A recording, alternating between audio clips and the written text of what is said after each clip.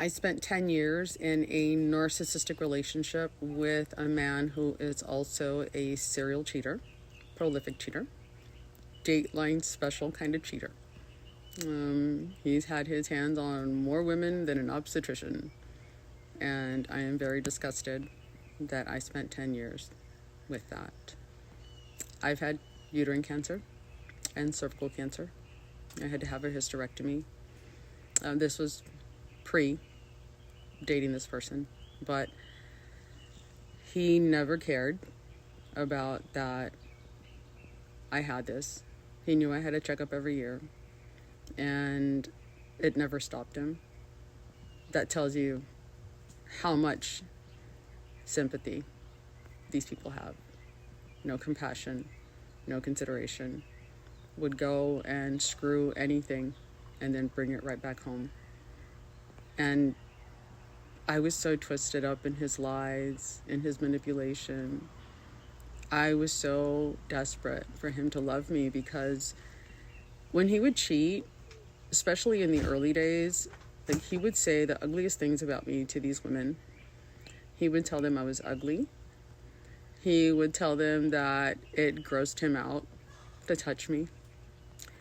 He would tell them that we never slept together, that he just felt sorry for me. We just lived together just because, I guess, it was a wayward home. We did spend 1 year, one entire year, without any intimacy. He kept telling me that he was suffering from erectile dysfunction. Well, I mean, he is. He wasn't lying. He has erectile dysfunction for sure. But I wish I had known then. The blessing it was for him not to touch me that entire year.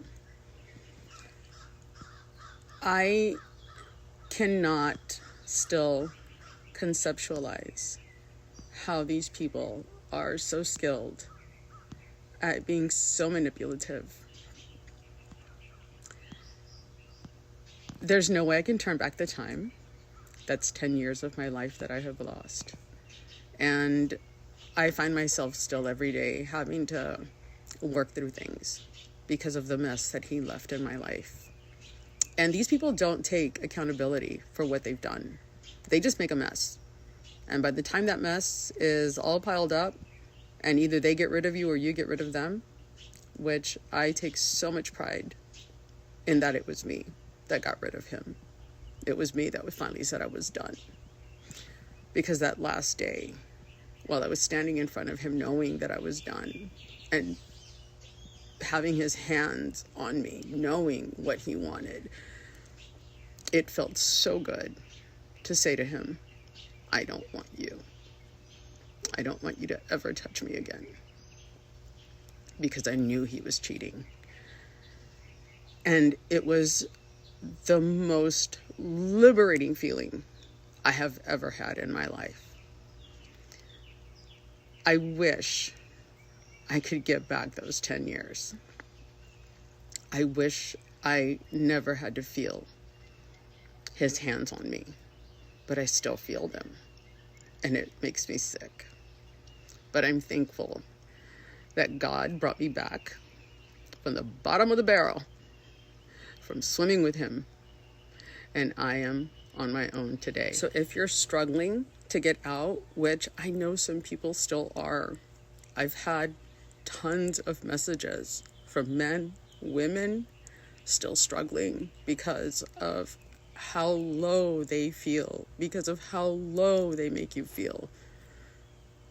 I know it's hard, but I promise you, if you get bold enough to make that move, and it took me a few days, trust me, that last weekend, before the 19th, when I knew he was out of town with someone and he swore that he was on his own, I knew, and I knew I was done. I promise you, you will never feel the freedom that you will feel on the day you say you're done. Because whatever I have to work through now is better than what I was putting up with then. It's not worth it. We're not born to swim at the bottom of the barrel with scum. We are born to fly. We are born to soar through the sky God didn't make trash. The devil made that shit. God didn't make us like that. We're good people, and we deserve better. They choose us because we have a gift. We have love. We have compassion. We have sympathy. We have all the great things that these people lack. The only gift that they have is how to pretend that they are not abusers. That is the only gift that they have. How to put on that mask before they leave the house. How to do damage control. That's what they know how to do. And they do it really well, but not well enough for us because we know who and what they are. So if you're struggling to get out, I guarantee you it's so much better on this side.